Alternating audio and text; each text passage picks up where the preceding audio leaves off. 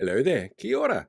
I wanted to introduce you to something called the gatekeeping theory because we saw a really great example of that over the last week with news about the cancellation of light rail in Tamaki Makaurau. And before we get started, no, it does not involve Sigourney Weaver in a sparkly dress trying to hunt down Rick Moranis. Different gatekeeper altogether.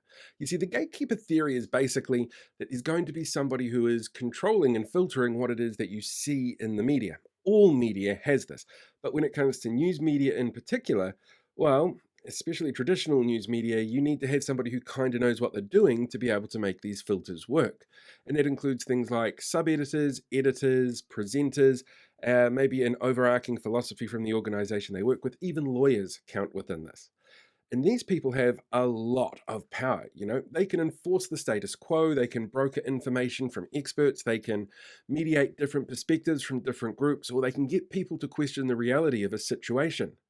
But for this theory to work, there's 5 principles that you kind of have to have work in a row for it to make sense. Like the fact that every outlet is going to get hundreds of news stories brought to their attention each day. But there's only a limited amount of time or print space or resources for them to be able to present them. So only a limited number will ever be presented. So that news outlet has to have a perspective that defines the ways that they're going to judge news stories. So they can use those perspectives to filter what stories we see. And that could be something like how local the story is, or whether or not it's such a big international event it's going to affect everybody in the country, or whether or not it's quirky and weird, or somebody saw a UFO. But the people who use those filters become our gatekeepers. And their power is pretty strong because they limit and control the shape of what the public knows about.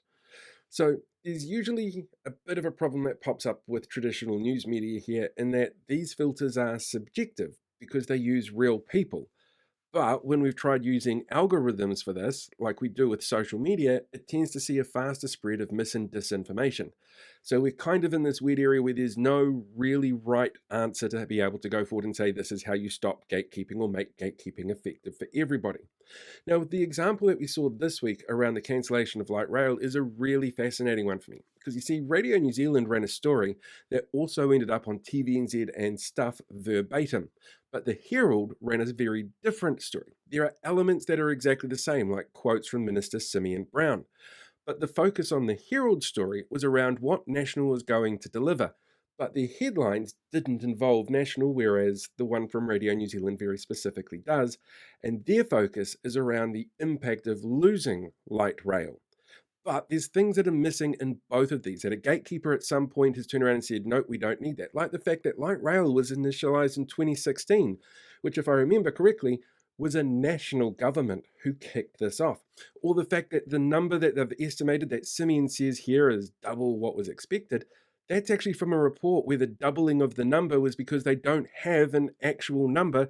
So they're using an estimate out of an abundance of caution that's double what they expect it to be. There is no quantifiable excuse that this is what the price is going to blow out to be. But that part of information isn't in here.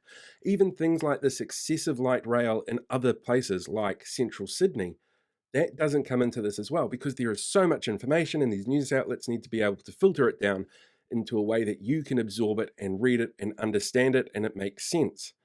So knowing that there is gatekeepers there on your media should always make you wary of what it is that you're reading because what they're trying to do is get across as much information shaped in a way that meets their ideology and their subjective point of view while still trying to meet the criteria of what it is that makes something newsworthy, and legally able to be printed.